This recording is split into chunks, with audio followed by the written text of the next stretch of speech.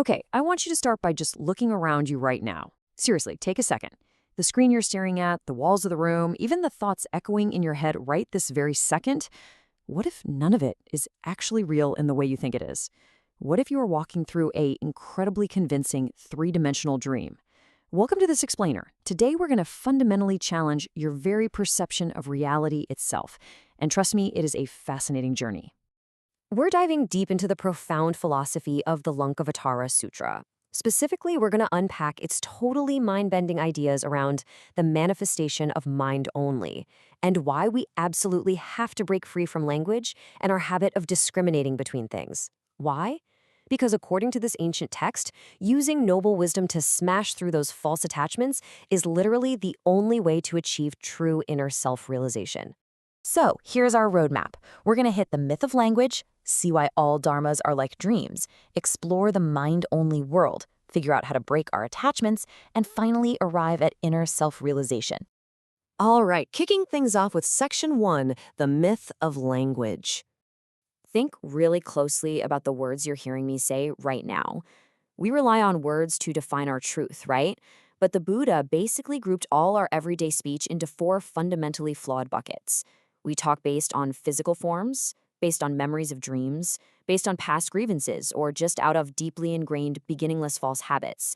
Notice what's missing from that list? Truth. The text explicitly argues that speech is rooted in habit and physical reactions, not in ultimate reality. And this perfectly captures the divide. Language is totally mechanical. It relies on physical organs, your throat, your lips, your tongue, and it's subject to creation and destruction. The ultimate truth, though, that is a purely inner experience. It doesn't have a physical form, and you literally cannot capture it with words. The sutra uses this gorgeous analogy. It says language is like a king giving a crying child a fake toy just to soothe them before eventually handing over the real, authentic gift. Words, they're just the fake toy. Moving on to Section 2, all dharmas like dreams. So, we're zooming out from just the illusion of language to the illusion of the physical world itself.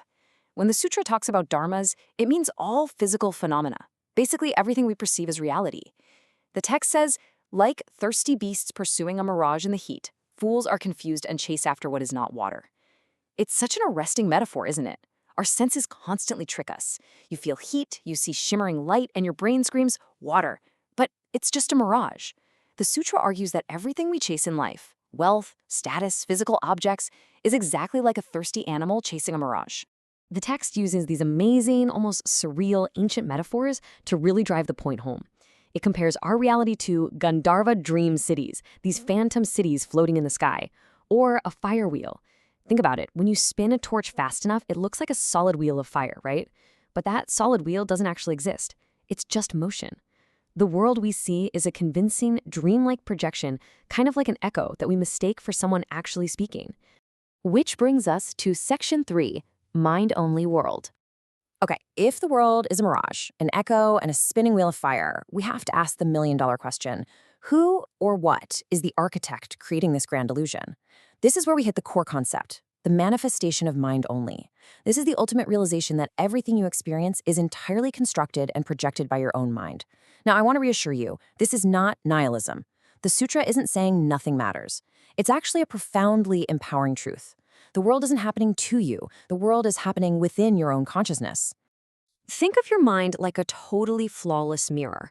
A mirror effortlessly reflects mountains, people, colors, light. It reflects all those forms perfectly, without judging or discriminating between them. Yet the mirror itself is entirely empty of those objects. The text explains that our mind is exactly like this mirror. It reflects forms, but we foolishly mistake those fleeting reflections for solid reality. We're basically trying to grab the mountain inside the mirror. Next up, Section 4, breaking false attachments. So once we realize we've just been clawing at reflections in a mirror, how do we actually break free from the matrix of these illusions? Well, the root of our suffering is what we can call the binary trap. We humans love binary thinking, don't we? We categorize things as either existing or non-existing, eternal or impermanent, one thing or a different thing. But the sutra insists that true wisdom requires us to completely step outside these rigid categories. We have to abandon these propositions entirely, because honestly, applying binary logic to an illusion is a complete waste of time. And finally, Section 5, Inner Self-Realization. Let's walk through how this transformation actually happens. Stage 1 is what we just did together, observing that the external world is an illusion. Stage 2 is where the heavy lifting comes in, letting go of that conceptual, discriminating mind that desperately wants to label everything it sees. When you finally achieve that, you reach Stage 3, using noble wisdom to permanently shatter those false attachments and attain true inner self-realization. It's a direct, incredible shift from deception to absolute clarity. And the imagery the sutra uses for this advanced stage is just gorgeous. It describes reaching the Dharma cloud stage, sitting in a great lotus palace on a jeweled throne, with a body like gold, shining with light. In this Pure Land-inspired imagery, the practitioner receives empowerment, literally crowned with light, from the hands of all Buddhas. It represents the ultimate, absolute freedom from the illusion. But before we wrap up, I have to share this. It's an incredibly comforting fact from the text. Since the illusion is identical to the truth, the intermediate state is also real. The illusion isn't the bad guy here. We don't have to hate the world to transcend it. The mirage itself is the very raw material through which we find the truth. The journey you're on right now, right in the middle of all these illusions, is profoundly valid. So, here's my question for you. When you wake up tomorrow and look around your room, are you going to see the world as a solid trap holding you down? Or will you recognize it as the boundless, mirror-like masterpiece of your own mind? The architect is you. Thanks so much for joining me for this explainer, and remember, keep questioning what you see.